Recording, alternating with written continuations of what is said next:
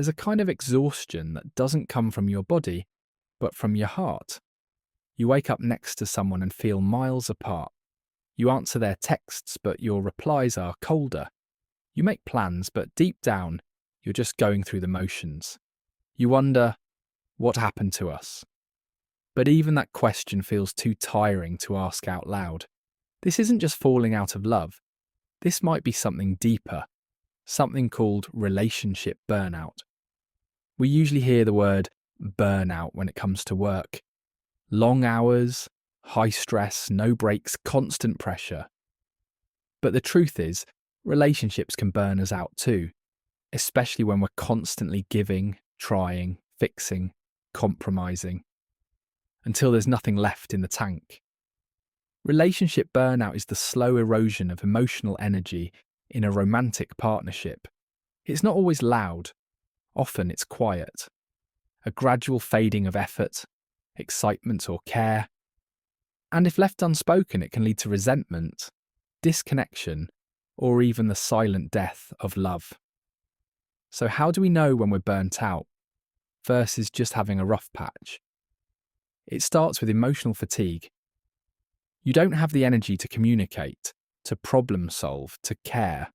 Conversations that used to be meaningful now feel obligatory or draining. Your partner might share something important, and all you can think about is wanting to be left alone. It's not about not loving them.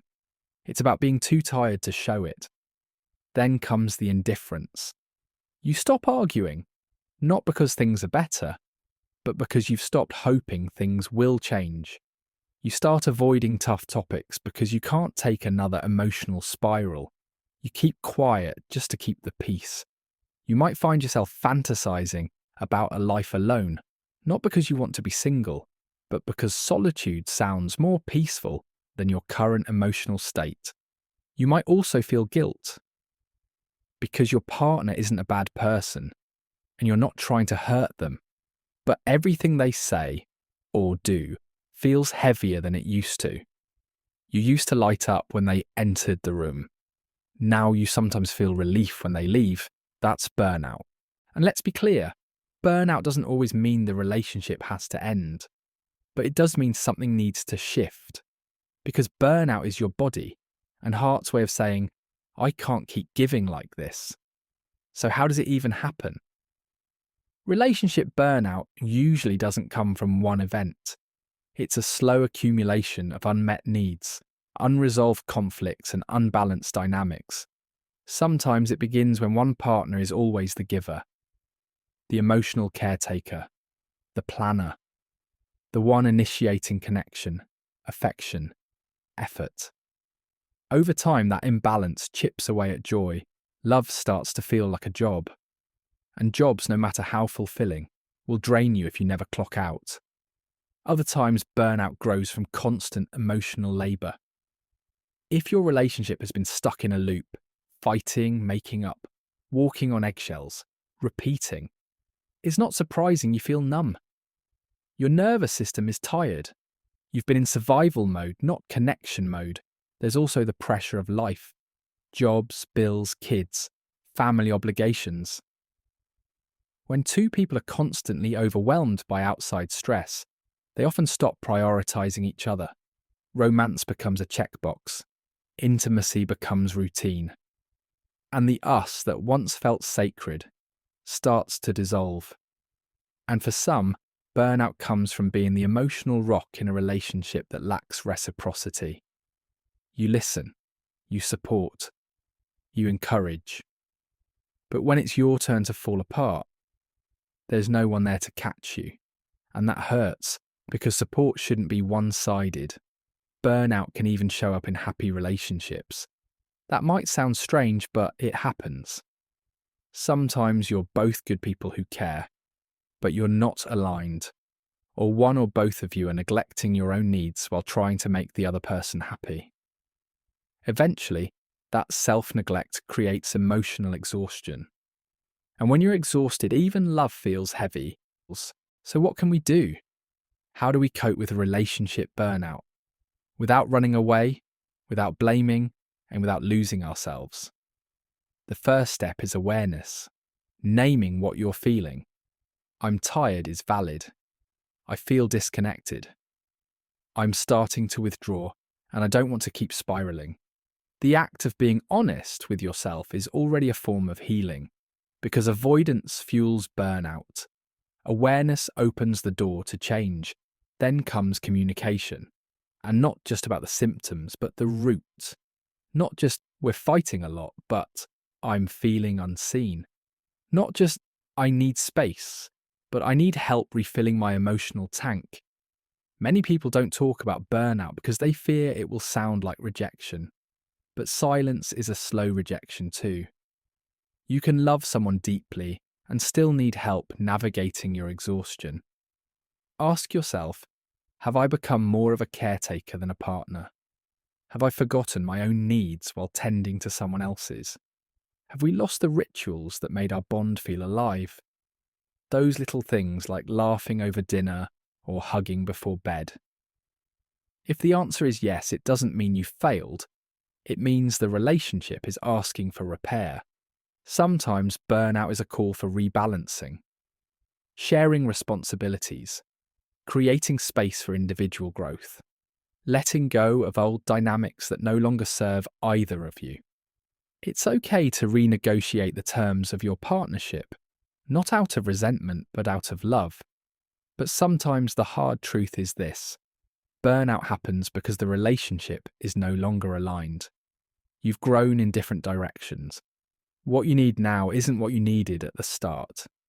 And that's not a failure, it's human. Letting go doesn't always mean you didn't try hard enough. It might mean you tried for too long, without rest, without reciprocity. And if you do choose to walk away, you're not selfish. You're honouring the parts of you that still want to feel alive. If you're not ready to leave and you believe the relationship has the capacity for growth, then commit to repair. But both people must show up. Rebuilding trust, closeness, and energy can't be one person's job. Start with small things. Eye contact. Listening without defensiveness. Planning something simple just for joy. Asking, how are you really feeling lately? Instead of what's wrong with us? Sometimes we wait for big gestures to fix what's broken. But real repair is built on consistency, not drama. On presence, not perfection. Also, take care of yourself outside the relationship.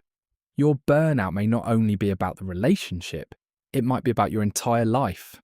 Do you rest? Do you play? Do you connect with others? A partnership cannot replace your relationship with yourself. Get honest about your emotional boundaries. What have you tolerated too long? What conversations have you avoided? What pain have you swallowed to keep the peace? Burnout thrives in silence, and healing begins the moment you say, I can't do this alone anymore. It's also okay to seek support. Therapy, counselling, even honest conversations with close friends can help you untangle what's yours and what belongs to the relationship. When we're deep in burnout, our clarity gets clouded. External support brings perspective. Above all, don't shame yourself for feeling this way. Love is not always a smooth journey. Sometimes it's a messy, exhausting road. But burnout is not the end. It's an invitation to pause, to reflect, and to choose, with intention, what comes next. You're not broken for feeling distant. You're not failing because things got hard. You're human. You're learning what your heart needs in order to stay open. And that's brave. So if you're listening to this and you've been feeling that quiet ache, the fatigue, the numbness, the sense that something's slipping, know that you're not alone. So many people are silently struggling with relationship burnout. Too many are blaming themselves. Too many are staying silent, waiting for the other person to notice. Don't wait until there's nothing left to salvage. Don't wait until you forget what closeness even feels like. If you care about this person, start the conversation. If you care about yourself, don't ignore the signs. If you've lost your way, take time to find your footing again. Because love is not meant to be a burden, and your heart is not meant to be a machine. You deserve a relationship that doesn't leave you emotionally bankrupt.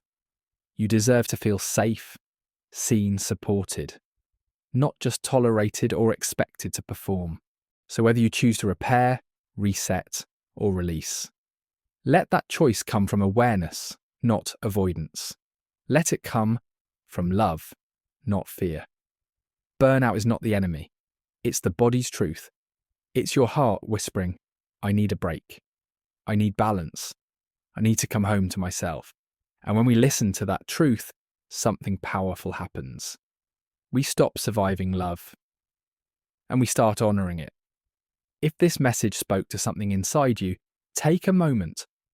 Pause, reflect, breathe. You're not alone in this, and you don't have to figure it all out right away. If you found this video helpful, consider subscribing to The Rational Path.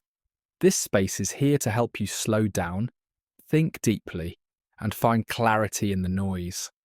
Leave a comment if something resonated with you, or if you're simply tired and needed to hear this today. Say it. Speak it. You deserve to be heard.